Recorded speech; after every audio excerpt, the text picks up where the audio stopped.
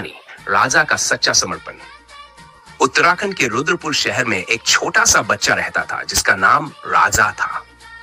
राजा दिखने में जितना प्यारा था उतना ही दिव्य और भक्तिमय उसका मन था। राजा के माता पिता बचपन से ही उसे निरंकार मिशन की शिक्षाओं से परिचित कराते थे। धीरे धीरे राजा का मन पूरी तरह से सुमिरन और संगत में रमने लगा। राजा की दिनचर्या।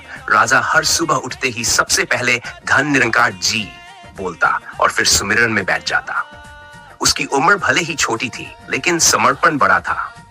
सुमिरन के बाद वह अपनी पढ़ाई करता और फिर अपनी दिनचर्या में भी हर पल परमात्मा को याद करता। राजा की एक और खास बात थी कि वह हर सुबह की संगत में जरूर जाता।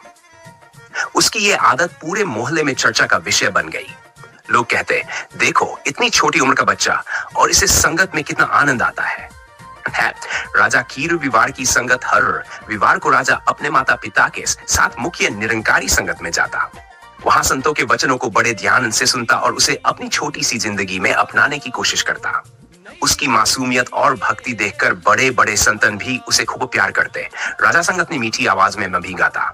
जब गाता तो ऐसा लगता मानो शब्दों के माध्यम से खुद नहीं बोल रहे हो। उसकी भक्ति से हर किसी का हृदय पिघल जाता और लोग भाव विभोर हो जाते। राजा का प्रभाव। राजा के सुमिरन और संगत में भाग लेने से उसका पूरा परिवार भी और अधिक भक्तिमय हो गया। उसकी निश्चल भक्ति और पवित्रता देखकर मोहल्ले के अन्य लोग भी प्रेरित होकर संगत में जाने लगे। वह छोटा बच्चा सभी के लिए एक प्रेरणा बन गया।